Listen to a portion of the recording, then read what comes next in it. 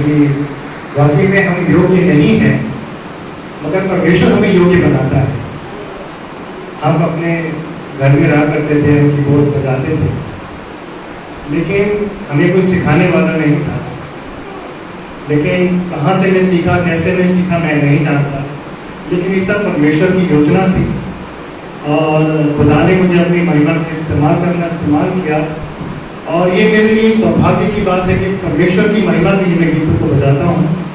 और मैं चाहता हूँ कि जो हमारे बीच में जो यंग हैं, जो हमारे ग्रुप के बच्चे हैं, वो भी सीखें, परमेश्वर की महिमा करें। परमेश्वर महिमा करने वालों को बहुत आशीष देता है और बहुत ऊंचा उठाता है।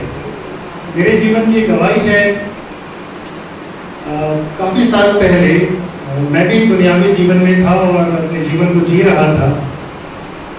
सारी तरीके की चीजें मैं करता था, जैसे मैं ड्रिंक्स भी करता था, मैं पहले भी गवाही में बोल चुका हूँ। और मुझे लगता था कि ठीक है, जिंदगी यही है, अपना खाओ पियो, दोस्तों के साथ रहो, नौकरी करो, पैसा कमाओ, बस यही लाइफ है। एक फॉर्मेलिटी के लिए चर्च चले जाते थे, सारी चीजें मेरे जीवन में होती रही। और एक वक्त था, मैं कंपनी में काम करता था और होली का दिन था और फ्रेंड्स थे, तो उन्हें बोला चलो आज होली का दिन है, तो आज चलो सब बैठेंगे, ड्रिंक करेंगे। तो मैं उन सब चीज़ों में था, तो मैं चला गया उनके साथ और मैंने ड्रिंक भी की, सारी चीज़ें की। और उसके बाद में जब घर आया, मेरे को शरीर में बेचैनी, घबराहट सी होना शुरू हुई। और वो ऐसी घबराहट, बेचैनी थी जो मैं कंट्रोल नहीं कर पाता।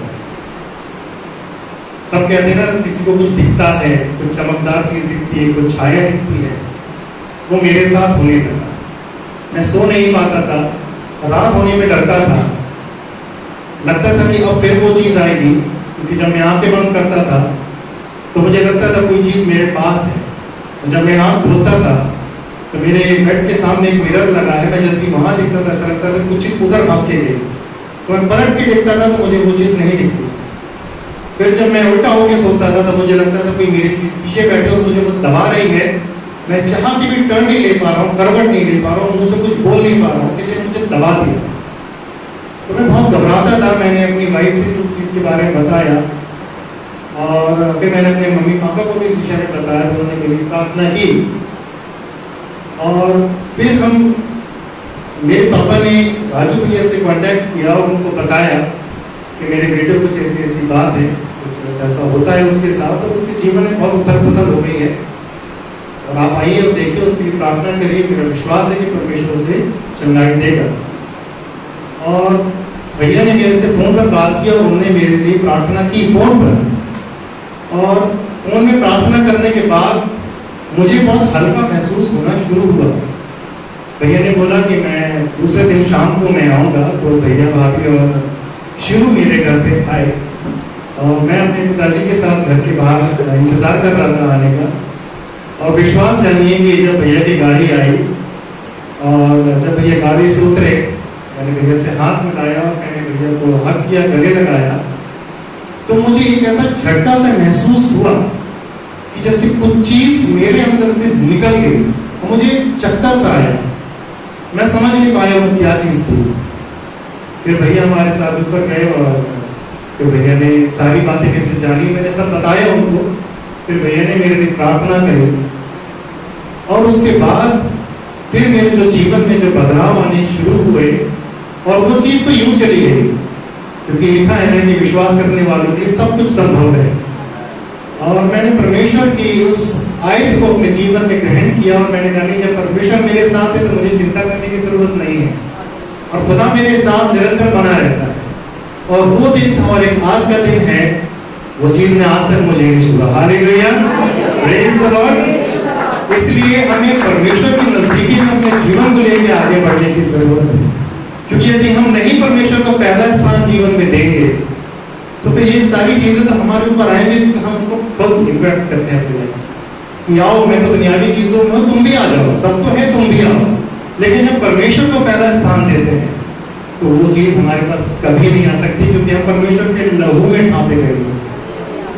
और एक बात और बताऊंगा, मेरे को क्योंकि अस्थमा की प्रॉब्लम थी, मैं बोलूंगा है नहीं अब, क्योंकि मैं बहुत ज्यादा परेशान हो जाता था, मेरी सांस फूलती थी, दिक्कत होती थी।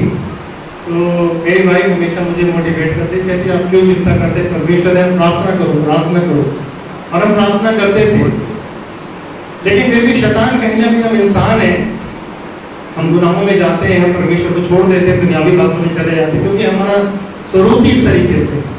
लेकिन जब हम गलती करते हैं तो फिर हम पश्चाताप करके परमेश्वर के नजदीकी में आते हैं।